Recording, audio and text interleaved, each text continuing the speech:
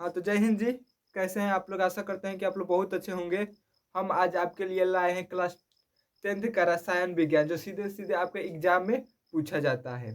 ठीक, तो हम आपको पता होंगे कि साइंस का यही एक बच्चा था, ये भी दे रहे हैं, जिससे आपके जितने भी एग्जाम में आने वाले प्रश्न है साइंस का सब खत्म हो जाएगा। और हम आप लोग का सामाजिक विज्ञान का भी दे चुके थे। तो देखिए, आपका पहला क्वेश्चन पूछा जाएगा, प्लास्टर ऑफ पेरिस का निर्माण कैसे होता है। तो देखते हैं कि प्लास्टर ऑफ पेरिस का निर्माण कैसे होता है। तो जिप्सम जिप्सम नामक पाउडर को अगर हम 303 केल्विन पर गर्म करते हैं तो प्लास्टर ऑफ पेरिस प्राप्त होता है। अगर हम इसको जल के साथ जमा दे तो विशेष गुण एक देखने का मिलेगा। अब हम लोग प्लास्टर ऑफ पेरिस का कहाँ उपयोग करते हैं? तो इसका उपयोग हम लोग टूटी हुई फूटी हड्डियों में करते हैं, और जो मूर्तियाँ बनती है उसमें हम प्लास्टर ऑफ पेरिस का उपयोग करते हैं। ठीक, तो इसका समीकरण भी है। तो देखिए, प्लास्टर ऑफ पेरिस क्या है, तो आप लोग हम यहाँ पे बता देते हैं। तो देखिए, प्लास्टर ऑफ पेरिस जिप्सम नामक पाउडर को जल के साथ घोलकर लगभग लगभग 120 डिग्री सेल्सियस पर क्या कहते हैं, गर्म करने पर प्लास्टर ऑफ पेरिस का निर्माण होता है। ठीक, अगर दूसरे भाषा में या इतना से काम नहीं चलेगा, इतना लिखना चाहते हैं तो इसका भी नीचे हम दे चुके हैं। देखिए, जिप्सम की अगर 303 केल्विन पर गर्म करते हैं तो प्लास्टर ऑफ पेरिस बनता है। अगर जल के साथ इसको क्या कर जमा दे तो विशेष गुण देखने को मिलेगा। ठीक, तो प्लास्टर ऑफ पेरिस क्या है? तो अगर हम जिप्सम नामक पाउडर को 303 केल्विन पर गर्म करते हैं और जल के साथ घुलाते हैं तो एक विशेष गुण देखने को मिलेगा। प्लास्टर ऑफ पेरिस का हम लोग उपयोग कहाँ करते हैं? तो टूटी फूटी हड्डियों में वो है लगाया जाता है।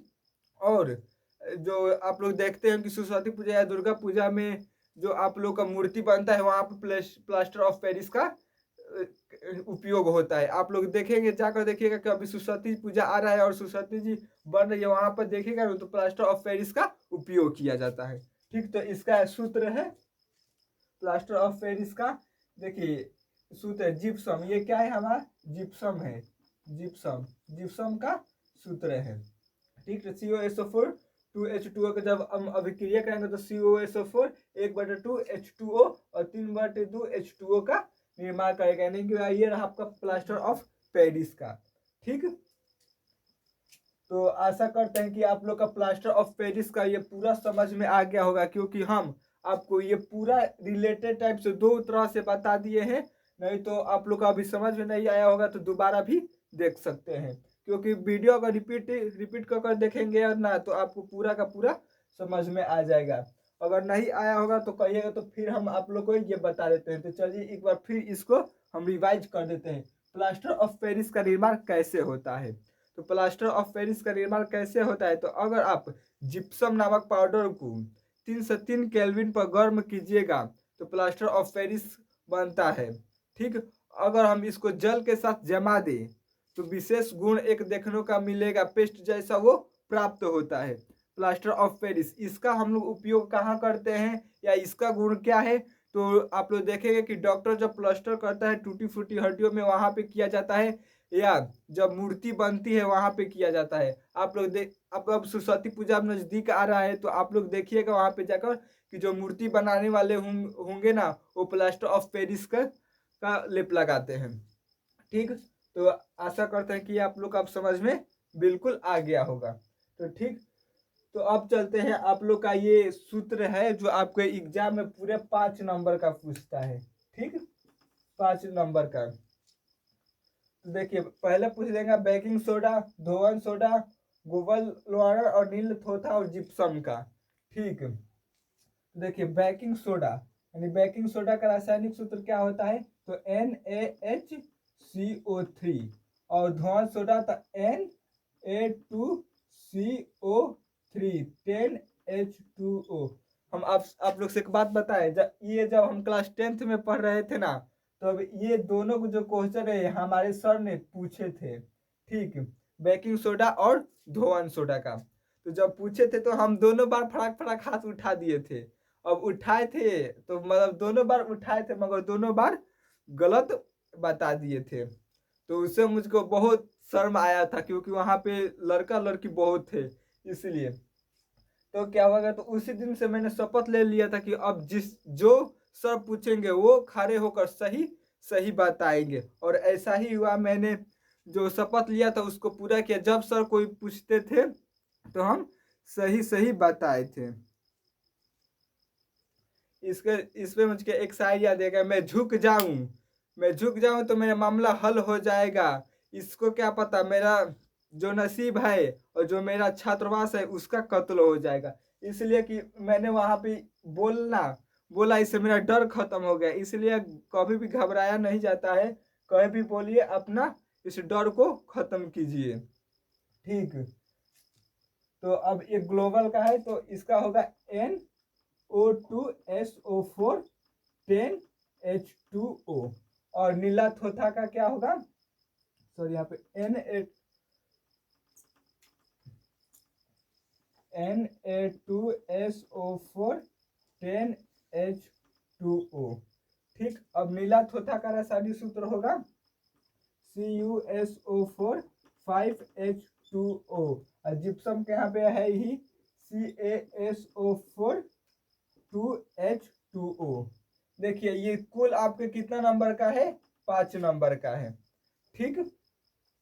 तो आप लोग यह बहुत बढ़िया से देख लीजिएगा क्योंकि ये आपके एग्जाम में पूछा जाएगा, या तो प्रथम पाली में नहीं तो द्वितीय पाली में जरूर से जरूर पूछा जाएगा। बल्कि ये ज्यादा भारी नहीं है, ये आप लोग क्वेश्चन बैंक उठाकर देखिएगा तो पीछे भी पूछा जा चुका है।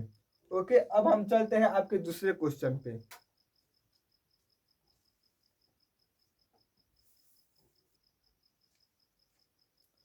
अब देखिए आपका दूसरा का क्वेश्चन है, अम्ल और क्षार में अंतर लिखे।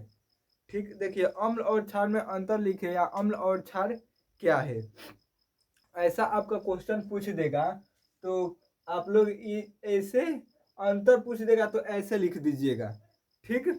अगर किसे कहते हैं तो हम आप लोग को अभी बता दे रहे हैं, आप लोग कापी कलम लेकर बैठिए। देखिए अम्ल और क्षार किसे कहते हैं। पहले अम्ल और क्षार का प्रतिपादन किसने कहा किया था, तो अहेनियस नामक वैज्ञानिक ने किया था। अहेनियस नामक वैज्ञानिक ने किया था। ठीक। तो ऐसे लिखिएगा कि अम्ल, और देखिए अम्ल किसे कहते हैं, जो खट्टा हो। ठीक। और क्षार किसे कहते हैं, जो कड़वा हो, स्वाद में कड़वा हो उसे क्षार कहेंगे। अगर जो स्वाद में खट्टा हो उसको अम्ल कहेंगे। ठीक। या जो H+ आयन देता हो वो अम्ल है, या OH- आयन देता हो वो क्षार है। तो अम्ल और क्षार में अंतर क्या है, तो आप लोग इसी प्रकार लिखिएगा। शायद इस प्रकार का आप लोग को नहीं दिखता होगा। ठीक है, तो हम आपको बोल देते हैं, आप लोग लिख लीजिएगा। अम्ल और क्षार में अंतर, ये अम्ल है ये क्षार है। तो पहला आपका ये है कि अम्ल जो है H+ आयन देता है और क्षार OH- आयन देता है। पीएच मान जिसका देखिए, अगर पीएच मान 7 से कम है तो क्या है, अम्ल है। अगर 7 से अधिक है तो क्षार है। अगर लाल नीले लिटमस पत्र को लाल कर देता है तो वो क्या है, अम्ल है। यदि लाल लिटमस पत्र को नीला कर देता है तो वो क्या है, क्षार है। और धातु ऑक्साइड अम्लीय का गुण प्रदर्शित करता हो तो क्या है, अम्ल है। धातु ऑक्साइड क्षारीय का गुण प्रदर्शित करता हो तो क्या है, क्षार है। यानी कि जो धातु है वो अपना ऑक्साइड क्षारीय प्रदर्शित करता है और अधातु होता है वो अम्लीय प्रदर्शित करता है। ठीक। तो आशा करता हूं कि ये आप लोग का समझ में आ गया होगा। अब आप लोग का पूछ देगा कि सूचक क्या है। क्या सूचक, सूचक क्या है, तो देखिए जो अम्ल और क्षार का पहचान कराता है, अम्ल अम्ल और क्षार का पहचान कराता है उसे क्या सूचक कहते हैं, सूचक कहते हैं। ठीक। अम्ल और जो क्षार का पहचान कराता है उसको सूचक कहते हैं। ठीक। अब सूचक भी आपके कितने प्रकार का, 2 प्रकार के सूचक होते हैं।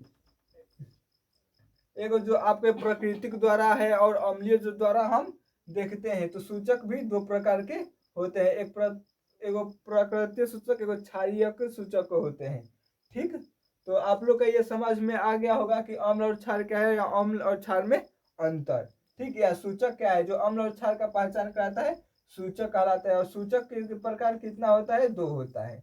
ठीक, ये आप लोग का ऑब्जेक्टिव में भी पूछा जा सकता है, इसलिए हम आप लोग यहाँ पे सारा क्लियर कर दिए हैं। ओके, अब चलते हैं आपके तीसरा क्वेश्चन पर। हाँ, तो ये रहा आपका तीसरा क्वेश्चन। सोडियम को क्या है, सोडियम को केरोसिन तेल में डुबोकर क्यों रखा जाता है? तो सोडियम को केरोसिन तेल में डुबोकर क्यों रखा जाता है, तो इसका उत्तर क्या है? तो देखिए, सोडियम को केरोसिन तेल में इसलिए डुबोकर रखा जाता है कि वो सुरक्षित रहे, किसी प्रकार के अभिक्रिया ना करे। ठीक है, क्योंकि अगर हम लोग सोडियम को बाहरी वातावरण में रखते हैं तो वो ऑक्सीजन के साथ संयोग कर ऑक्साइड में बदल जाता है। अगर हम उसको जल में रखें तो वो जल के साथ अभिक्रिया कर विस्फोट यानी फट जाता है। ठीक, इसलिए वो सुरक्षित रहे, इसलिए हम क्या करते हैं, इसको हम केरोसिन तेल में डुबोकर रखते हैं, क्योंकि वो उसके साथ अभिक्रिया नहीं करता है। ठीक, तो देखिए क्या सोडियम को केरोसिन तेल में डुबोकर क्यों रखा जाता है? ठीक, इसका उत्तर है कि सोडियम अभिक्रियाशील धातु है जो ऑक्सीजन से अभिक्रिया कर ऑक्साइड में बदल जाता है। ठीक, ऑक्सीजन से अभिक्रिया कर ऑक्साइड में बदल जाता है। ठीक, और जल में रखने पर विस्फोट हो जाता है, यानी कि हम लोग अगर जल में डुबोते हैं तो विस्फोट हो जाता है। एवं आग देखिए आग भी लग सकते हैं। आप लोग देखिएगा, क्या कीजिएगा कि अगर आप लोग सोडियम को लेकर अगर जल में डालिएगा तो देखिए जिस तरफ बम फूटता है ना उस तरफ फूटेगा। ठीक, और आग के साथ तो आग भी लगता है, इसलिए केरोसिन तेल में डुबो कर रखा जाता है कि वह किसी प्रकार का अभिक्रिया ना करे और सुरक्षित रहे। ठीक, अब चलते हैं आपको चौथा क्वेश्चन की ओर। ये आप लोग आशा करते हैं कि समझ में आ गया होगा। ओके,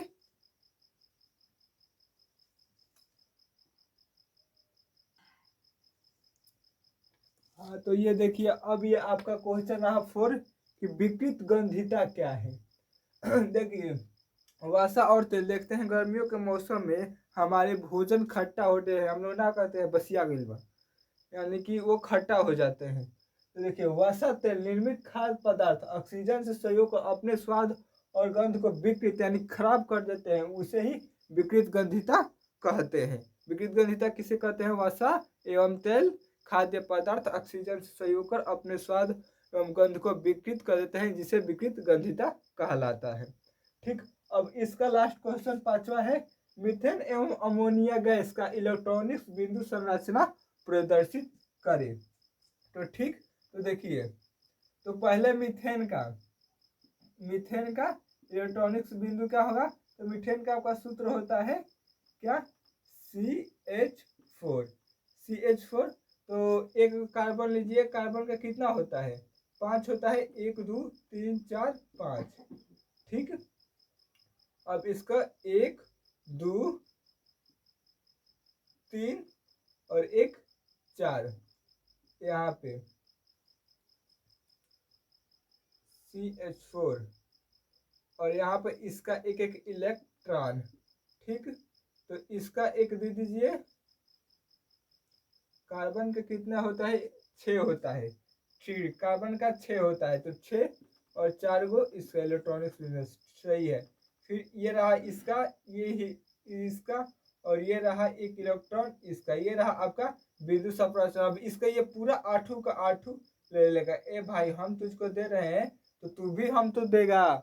जब ये कहा कि आओ साझेदारी कर लेते हैं, तो साझेदारी में ये भी तो लेगा, कार्बन भी तो लेगा, ये भी अपना हीलियम जैसा होना चाहेगा। ठीक, अब ये रहा, क्योंकि अब आइए हम इसको CH4 होता है मीथेन का इलेक्ट्रॉनिक्स विन्यास है किसका? मीथेन का। अब हम जानेंगे अमोनिया का। अमोनिया देखिए, अमोनिया एक जहरीली गैस है जिसका होता है CH3। ठीक, क्या होता है? CH3 होता है इसका इलेक्ट्रॉनिक्स बिंदु। ठीक, CH3 नहीं, NH3, NH3। तब इसका N अब को 5 गो होता है, 2 3 4 5। तो इसका एक रहा यहाँ पे, इसका एक रहा यहाँ पे, और इसका एक रहा यहाँ पे। तो ये ले लेगा, ये इसका ये ले लेगा, और ये इसका ले लेगा। ठीक, तो अब ये सारा का सारा ले लेगा। भाई दे, चल बहुत तूने मेरा लिया है, अब तू दे। हो गया। तो ये देख रहे हैं आप लोग का यहाँ पे नहीं समझ में आया होगा, तो हम आपको अमोनिया का नीचे ऊपर बता देते हैं, सॉरी। ठीक, अमोनिया का